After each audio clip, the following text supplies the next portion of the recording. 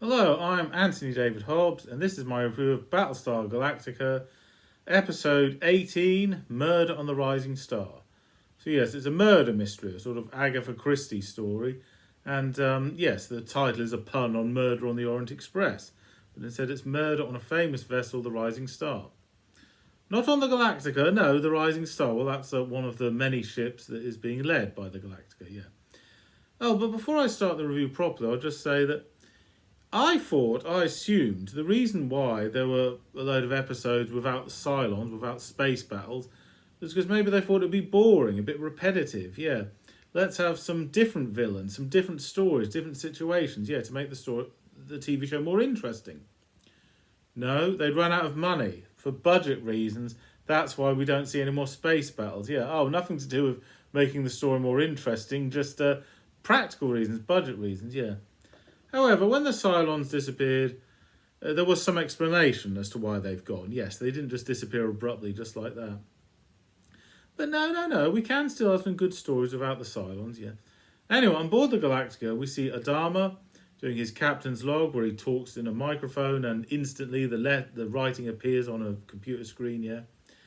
And he says there's no doubt about it, the 13th tribe exists. Every now and again, we pass a habited planet which has humans living on it.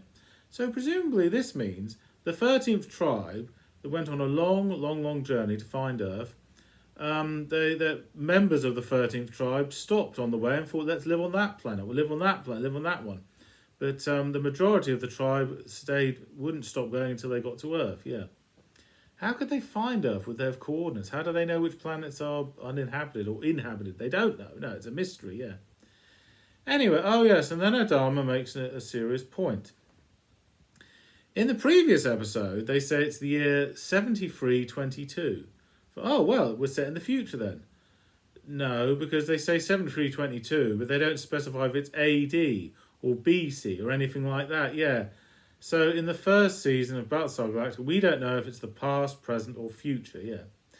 And then Commander Adama says, if and when we finally do get to Earth, it could be months, it could be years, the Earth is supposed to be this super advanced culture with deadly weapons that can destroy Cylons or any other enemy, yeah. So we'll be safe there. But if the people of Earth are truly incredibly advanced, won't that be a bit scary for the people of the Galactica? Yes, culture shock, yeah, seeing something way too advanced, yeah. Or what about the opposite? What if the people of Earth are primitive savages? Yeah. What if their technology regressed? What if they're like primitive cavemen descended from a much more advanced civilization? Well, we don't know. And we, the audience, don't know either because it doesn't specify what time period we're in, yeah. All that is clear is, although they are passing other habitable planets, the primary objective is to get to Earth. Well, because the 13th tribe went there must be something really special about it. It is the promised land, yeah. Okay, the story. Murder on the Rising Star. Starbuck is a great triad player, which is sort of similar to basketball. Why is it called triad? I don't know, because there's 4 players, not 3. Tri means number 3. Well, I did a bit of research, and triad was a word that existed before Battlestar Galactica was a thing. And put simply, it means, yes, something done in groups of 3. But there's 4 players, or 2 pairs, 2 teams against each other.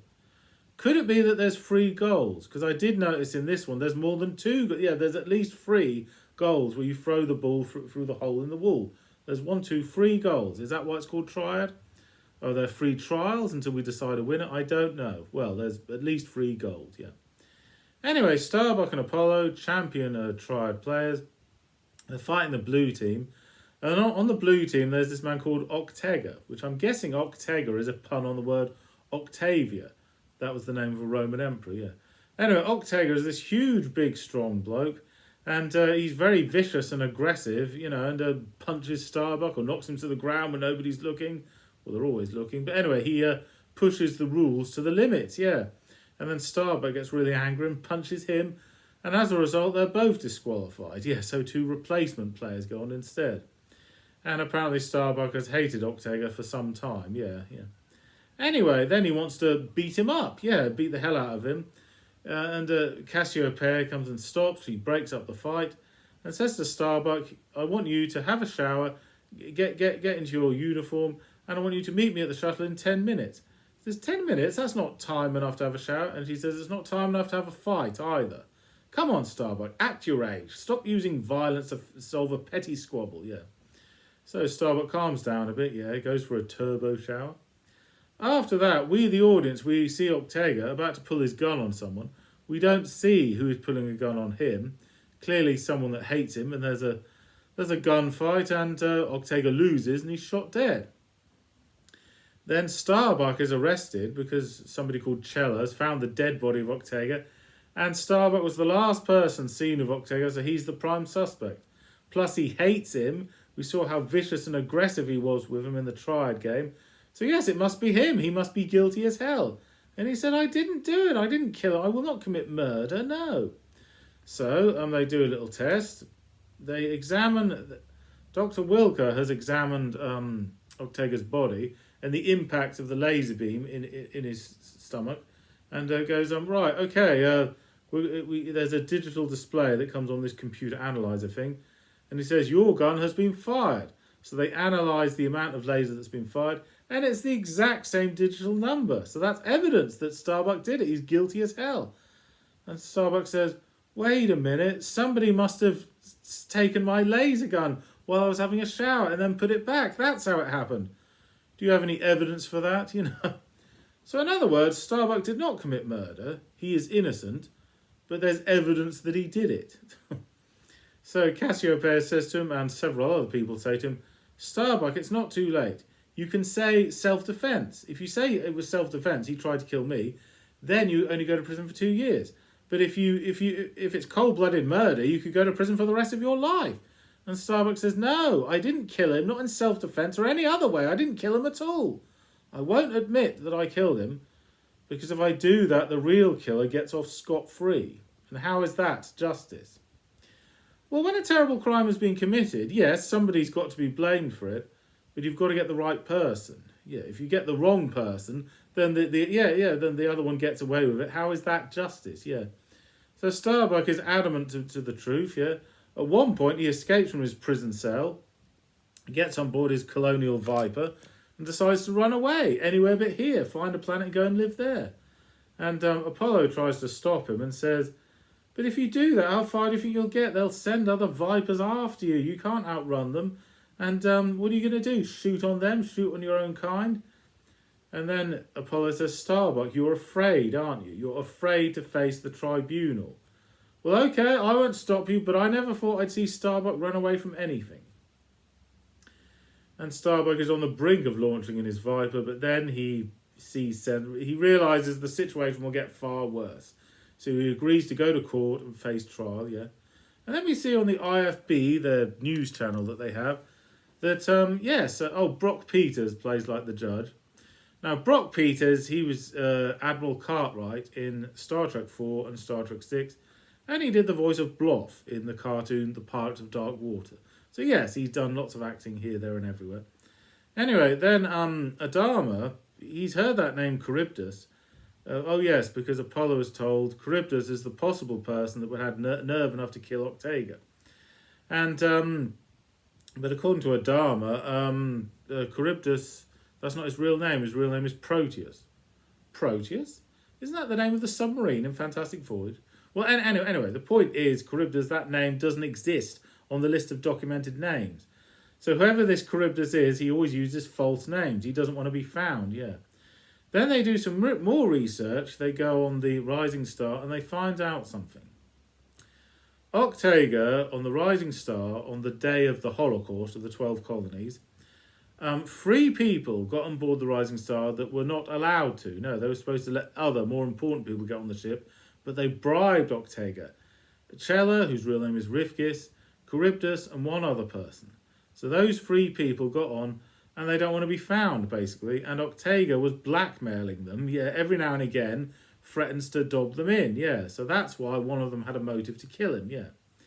And apparently Charybdis knew Baltar. Well, there's a big clue in itself, yeah. So Apollo goes to the prison ship and says, is this true, Baltar? Did you know Charybdis? Yes, of course I did. Yes, he was a good friend of mine, and he helped him destroy the 12 colonies. Oh, right, okay. And they say to Bolter, can you identify him? He keeps using all these different false names, but do you know what he looks like? And Bolter says, yes, I can identify him for a price. You have to give me my freedom. And Apollo says, no, I can't do that. We'll have to find another way. So Apollo narrows it down to those 3 people, puts them on the shuttle, then lets them off on the Galactica. Apollo's all alone on the shuttle, but no, the weight has increased, so he knows somebody else is on board, possibly Charybdis. Then he gets Bolter on the ship, and they're on their way to they leave. He goes to the prison barge, puts Bolter on the ship in shackles, then goes back to en route to the Galactica. And Apollo says Charybdis is on board this ship, and he'll kill me and kill you as well. And Bolter says, no, he won't. He won't kill me. He's a good friend of mine. Yeah, he'd never do that. And Apollo says, why are you sweating then? And then, yes, Charybdis will kill, yes, Apollo, and well, both of them, because he can't afford any witnesses. And at the exact right moment, Apollo presses a button, and what's happening is being transmitted live to the courtroom, yeah. And it shows, yes, they're talking, and basically Charybdis, we see what he looks like. He openly admits to killing Octega, and that he's going to kill them both, yeah. Bolter, although in shackles, uses both his hands to punch Charybdis down, but it's enough for Apollo to get the upper hand. He shoots Charybdis. And then, so effectively Apollo risks his life to clear Starbuck's name. And Starbuck says, thank you. You really went out of the call of duty to save me, yeah. Thank you so much. And Apollo says, well, it wasn't really me. It was Bolter who saved me. But he doesn't look very happy about it. No. Well, it depends what you mean by saved. Bolter didn't save Apollo. He just did that for self-preservation. Yes, he only cares about saving his own skin, yeah. So in other words, yes, it was a good episode, and we find out that even though the Cylons are gone, there are still some dishonest, horrible people in the fleet. Yes, there's some skeletons in the closet, yeah. So yes, it was a good, entertaining episode. Okay, thank you for watching. I'm Anthony Hobbs, and I'm never bored.